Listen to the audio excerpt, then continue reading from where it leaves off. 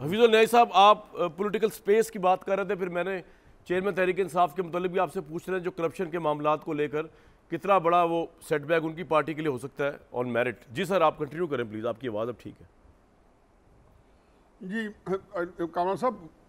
बिल्कुल सीधा सा फार्मूला है कि ये जो पहली तो बात यह है कि ये हुकूमत जो ली गई है, ये मियाँ जावेद लतीफ़ साहब बड़ी ज़्यादती कर रहे हैं कि इन्होंने कहा जी हमारी हुकूमत जो है बाजवा साहब ने मफलूज रखी।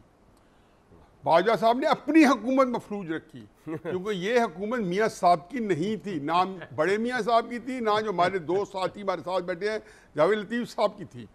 ये तो इन पे इन्होंने खामखा अपने ऊपर तुहमत ले रहे हैं। पूरी हुकूमत बाजवा साहब की ही मर्जी से कायम हुई, इसलिए जब इमरान खान साहब का बयानिया जो शिफ्ट हुआ, ये इमरान खान साहब दिसंबर 2021 में क्यों नहीं ये मकबूलियत के झंडे गाड़ रहे थे?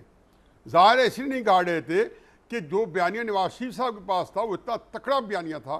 कि इमरान खान साहब जो थे उनके पास मोहरा होने का बयानिया था एस्टेब्लिशमेंट का, नवाज शरीफ साहब जो थे वो एंटी एस्टेब्लिशमेंट बयानिया लेके पहले थे। जैसे बयानिया मुंतकिल उधर हुआ, उनका बयानिया इनको मुंतकिल हुआ कि ये एस्टेब्लिशमेंट मोहरा बन के आगे आए हैं, बने या नहीं बने। लेकिन जैसे ये फरमाने मफलूज करके कि नहीं, ये हुकूमत थी जिसको जनरल बाजवा साहब की कायम की हुई। और ये पाकिस्तान की बदकिस्मती है जो मैं अक्सर कहता हूँ कि हर पॉलिटिकल पार्टी जो है पाकिस्तान की सारी सियासी जमातें बड़े नंबर 1 लीडर के बाद पहले 20 जो ऊपर के लीडर उनमें से 18 एस्टेब्लिशमेंट के बंदे हैं या उनसे हमदर्दी रखने वाले हैं या उनसे तलक रखने वाले हैं। चुनाचे मुझे तो ये खतरा था कि अगर बाजवा साहब को तौसीह मिल जाती बड़े चश्मे तस्वुर में, तो यकीन यानी जावेद लतीफ़ साहब को टिकट नहीं मिलना था, मुस्लिम नून ने देना था, क्योंकि फिर उन्होंने यही कहना था कि जावेद हाशमी हो जाएंगी, जावेद लतीफ़ साहब हो जाएंगी, फलाना हो जाएगी। इन्होंने हमारे खिलाफ इसका मतलब ये हुआ हफीजुल नई साहब, शहबाज शरीफ साहब की परफॉर्मेंस फिर क्या रही और आपको लगता है कि वो इस काबिल है कि क्रेडिबल तरीके से पीएमएलएन को लीड? अगली बात मैं अगली बात कर रहा हूँ जी, मैं उधर ही आ रहा हूँ। देखिए बात यह है कि हम बड़ी, मैं खुद मिफ्ता इस्माइल साहब को हटाने के हक में नहीं था, लेकिन एक पहली बात तो यह कि किसी पार्टी के पास चॉइस होनी चाहिए, अच्छी है बुरी, ये उनका मर्जी है। हमें ये नहीं करना चाहिए कि आपने फलां को असद उमर को क्यों बना दिया और जावेद शेख हफीज शेख को क्यों हटाया, जो बना दिया असद उमर को क्यों हटा दिया। उन्हें हटाया, अच्छा फैसला बुरा फैसला है। लेकिन मेरी जो कंटेंशन है वो ये है कि चाहे यहाँ पे डार साहब आए, मुफ्ती इस्माइल साहब आए, चाहे इमरान खान साहब को दोबारा ले आए, बोनो कंटेंशन जो है वो ये है कि जो असल जो चीज़ है कि इस मुल्क की इकॉनमी एडम स्मिथ आ जाए, वो भी नहीं ठीक से कर सकता। वजह क्या है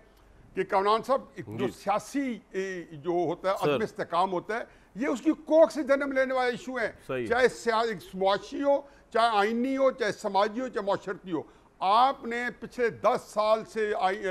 जो सियासियत में इस्तेकाम पैदा किया और जिस तरीके से अब पता चल रहा है सासी थियरी किस तरीके से सीपैक को बंद कराने के लिए किया गया, ये तो इन लोगों की अपनी, जैसे आपने अपने इंट्रो में कहा है, मैं आपसे मुतफिक हूँ कि इन लोगों की खुदगर्जी जो है, इनको एक ऐसे कि इमरान खान साहब को जिंदा कर गए, मियां नवाज शरीफ की इतनी मकबूल सियासत को इन्होंने दफना दिया और अब ये उसके लिए एक्सक्यूज देते हैं, बल्कि लड़ने मरने पे आ जाते हैं कि आप ये बात नाम ही ना लें। अच्छा नया साहब एक बात बताएं, आपकी बात से बात निकली, पता चल गया कि आपने कहा कि नवाज इनको नुकसान पहुंचाया। नया साहब आप कह रहे हैं कि नवाज शरीफ साहब की मकबूल सियासत को दफना दिया मौजूदा गवर्नमेंट ने, मौजूदा क़यादत ने, पीएमएलएन की जो प्राइम मिनिस्टर है इस वक्त, नाम आपने लिया, मैं ले रहा हूँ। मुझे सर ये बताइए कि क्या अगले इलेक्शन के अंदर Shahbaz Sharif would be the nice choice, जो उनकी परफॉर्मेंस हम सबके सामने है और वो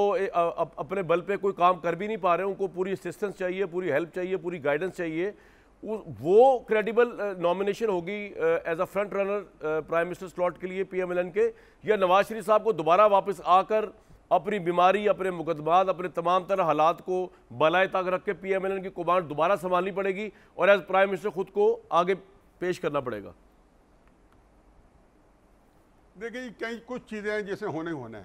11 अगस्त से पहले या असेंबली खुद बहुत तहलील हो जाएगी 11 को, या उससे पहले डिज़ोल्व हो जाएगी जी। 90 दिन में जब डिज़ोल्व हो जाएगी और खुद बहुत तहलील होगी तो 60 दिन में।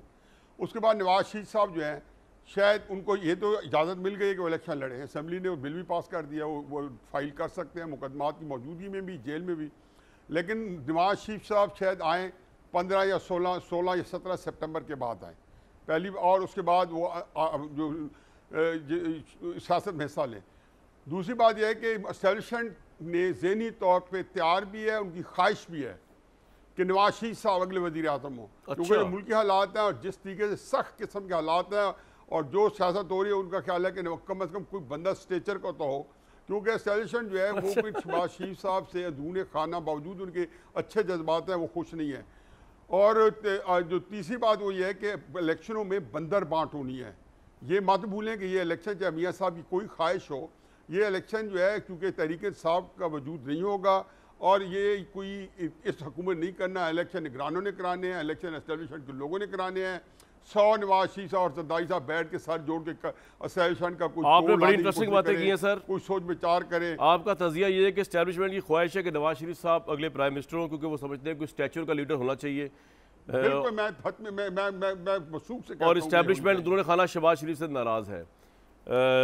बिल्कुल मैं आपसे एग्री करते हुए नाखुश खिलाफ नहीं है, नाखुश मतलब नहीं, मैंने कहा, मैंने ये कहा नाराज का, चलो नाखुश कर देते हैं। मैं इंपॉर्टेंट चीजें लिख लेता हूँ जो बयान आते हैं मेरे सामने। बिल्कुल ठीक है सर, एक ब्रेक के लिए जाऊंगा, लेकिन अगर ये इलेक्शन बगैर तहरीक इंसाफ के होता है वो कितना क्रेडिबल होगा इलेक्शन। और सबसे अहम सवाल कि नवाज शरीफ साहब ज़्यादा इंडिपेंडेंट पोजीशन लेते हैं ऑब्वियसली इस्टेब्लिशमेंट के साथ भी और दूसरों के साथ भी एज कम्पेयर टू एनीवन।